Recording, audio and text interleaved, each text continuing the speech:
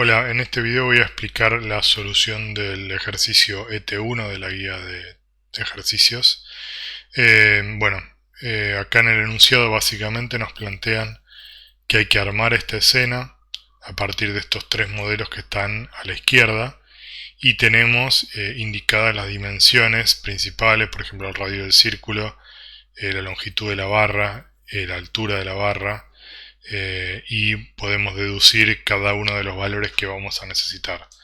Por ejemplo, estos cuadraditos que se ven acá oscuros o más claros deberían, según esta imagen, medir 0,5 por 0,5 y la distancia entre este punto y este vértice que está acá debería ser 5,5. O sea, está todo armado el enunciado para que uno pueda deducir los valores necesarios. Entonces, lo que pide acá es, por un lado, definir el sistema de coordenadas de cada uno de los modelos, o sea, poner dónde va a ir el eje X y el Y, dónde va a estar el origen sobre cada uno de los modelos. Luego en el punto B, definir una estructura jerárquica, un árbol. C, un pseudocódigo que ilustre cómo es el ciclo de dibujado y cómo se calculan las matrices que se le pasan a cada una de las funciones que dibuja el círculo, la barra o el balde. Y por último, indicar la expresión de una matriz de rotación y traslación. En cuanto al punto A, elegí estos sistemas de coordenadas que se ven acá, donde el eje rojo es el X positivo y el eje verde es el Y positivo.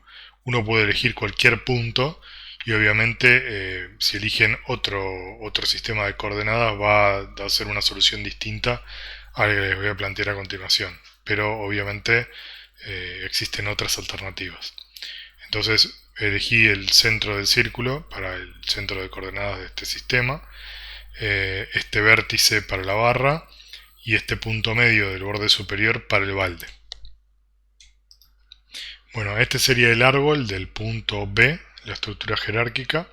Primero hay que aclarar que definí esta variable alfa, que lo refería en el enunciado como el ángulo de rotación de todo el sistema, que variaba en el tiempo con una velocidad angular W1. Por lo tanto, el ángulo de rotación de todo el sistema va a ser la velocidad por el tiempo, va a ser un ángulo alfa.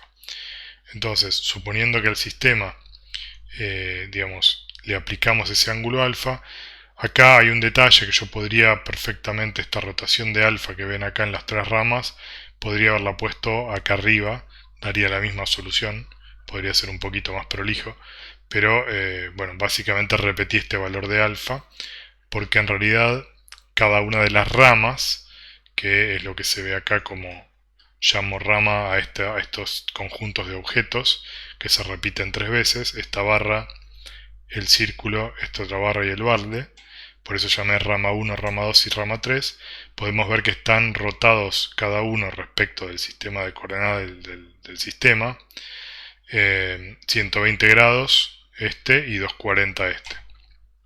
Por lo tanto, lo que varía la matriz que le aplico a cada una de las ramas, a la rama 1, rama 2 y rama 3, acá en realidad está mal el nombre, acá debería decir 2 y 3, lo que cambia es el ángulo. En definitiva, va a ser, cada rama va a tener un ángulo de rotación que va a ser el alfa del sistema, más 0 en este caso, más 120 y más 240. A partir de ahí, cada una de las ramas se construye de manera similar, pero lo que va a cambiar es este valor que está acá en rojo. Vamos a ver primero por qué armé este subárbol. Primero tengo la rama número 1 que se divide en dos partes. Por un lado la barra, que no tiene ninguna transformación. Fíjense que si yo me paro en lo que sería el centro de coordenadas de la rama, que sería este punto, dibujo una barra en este cero, o sea que se dibuja una barra para la izquierda. Luego, para el resto de la rama, voy a tener una traslación de 5,5 que va a dibujar todo el resto de los elementos que se ven acá. O sea, todos estos elementos, el círculo, esta barra y este balde, están a una distancia de este punto de 5,5, que se puede deducir de esta imagen. O sea que esa traslación de 5,5 es la distancia que hay entre este punto y este punto. A partir de ahí volvemos acá, tenemos este punto que llamé anclaje, tenemos la rueda, que tiene una rotación de 90 grados, porque el círculo básicamente está rotado 90 grados respecto del modelo original. Fíjense que acá tiene la mitad gris y la mitad blanca, y acá la mitad gris y la blanca están divididas verticalmente, por lo tanto esta rueda con respecto a esta está rotada 90 grados. Y luego tenemos el resto de los elementos, que son la barra que cuelga hacia abajo y el balde, que tienen la particularidad, según dice el enunciado, que siempre deben apuntar para abajo, así como si fuera un carrito de una vuelta al mundo. Es decir, no importa el ángulo de rotación que tenga cada una de las ramas respecto del origen del sistema, estas barras van a colgar siempre para abajo. O por lo menos este subsistema, esta barrita y este balde. Entonces, de alguna manera, yo necesito compensar la rotación que le aplico a la rama con un valor negativo para todo este objeto, ¿sí? Entonces, básicamente, yo necesito que este valor que le apliqué a toda esta rama, este alfa, tenerlo como parámetro para poder aplicarlo en este punto, pero con un valor negativo. Lo que va a hacer es que todo este subárbol que cuelga acá va a ser independiente de la rotación que se le aplique a la rama, ¿sí? Luego, si nos paramos, por ejemplo, en este sistema, en esta subrama, si uno está parado acá, va a ver que desde este punto estos dos objetos están en Y negativo, es decir, están hacia abajo de este punto. Y esta barra, con respecto al modelo, está rotada menos 90 grados y está escalada en un tercio, porque mide 2 de altura y acá mide 6. O sea que básicamente desde este punto, para ubicar este objeto y este objeto, nos tenemos que trasladar menos 2 para poner esta barra aquí, y menos 4 para ubicar el balde. Si se fijan en el árbol, van a ver que hay una traslación de menos 2 para ambos elementos y otra adicional para el balde de menos 2 y una rotación de 90 grados y un escalado para la barra. O sea que todas estas transformaciones, si uno sigue empezando desde el origen de coordenadas, va dibujando los sistemas de coordenadas intermedios. Si uno pudiera dibujar acá cada uno de los sistemas de coordenadas intermedios de los nodos del árbol, van a corresponderse con este gráfico que ven acá. O sea, estos objetos virtuales, rama 1, anclaje y contenedor de barra, no son objetos reales, no tienen representación gráfica, sino que son simplemente contenedores para juntar las transformaciones que hay en común entre estos dos objetos. Como este R y este T son comunes a estos dos, creo este objeto contenedor para no tener que repetir estas transformaciones. Y luego la rama 2 y la rama 3, que son idénticas a este subárbol, pero lo único que va a variar es que este ángulo que está en rojo es justo este que está acá arriba con un signo negativo. Porque de vuelta, yo lo que quiero es que todo este conjunto de elementos, esta barra y este balde que cuelgan de cada una de las ramas, sean independientes de este ángulo de rotación que tiene cada una de las barras y que siempre apunten hacia abajo. Entonces yo necesito deshacer o anular la rotación que tiene cada una de las ramas, que es el ángulo propio de la rama de 120 grados, 240 o 0, más el ángulo de rotación de todo el sistema. Es equivalente a lo que hacían en el ejercicio del sistema solar para evitar que el eje de la Tierra acumule la rotación de la Tierra respecto del Sol.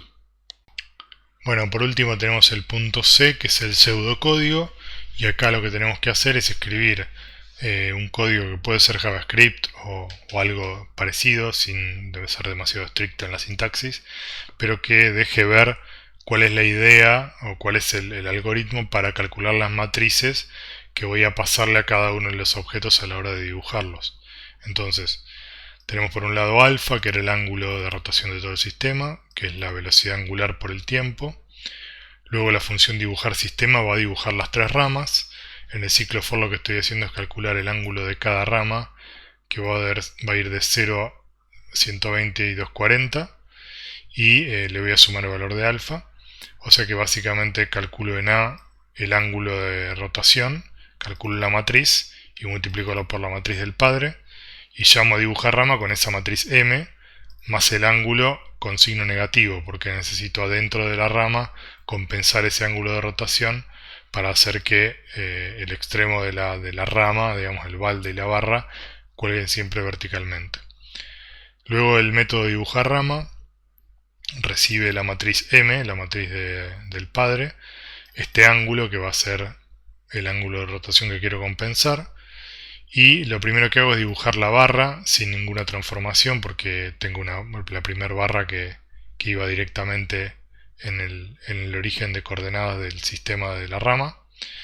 Luego aplico una traslación de 5,5 en M1. Luego voy a dibujar la rueda en ese nuevo sistema pero con una rotación de 90 grados, o sea que acumulo acá M1 por M2, que es una rotación de 90 grados. Dibujo la rueda. Luego calculo la transformación del contenedor de la barra, que es básicamente la barra y el balde. Voy a calcular M1 por la rotación, el ángulo, más una matriz de rotación de menos 2 en i. Y luego, hasta acá, M3 sería la transformación que aplico a este objeto ficticio, contenedor de barra. Y luego viene esta transformación de 0 y menos 2, que se especifica para el balde, que es esta que aplico acá, y luego esta matriz M3 la reutilizo para dibujar el último elemento, que es la barra, que tiene una rotación de 90, previamente un escalado de 1/3 en X y una rotación de 90 grados, porque se puede ver acá que la barra original, que mide 6, acá está achicada 1/3 en X y luego está rotada menos 90 grados para que apunte hacia abajo.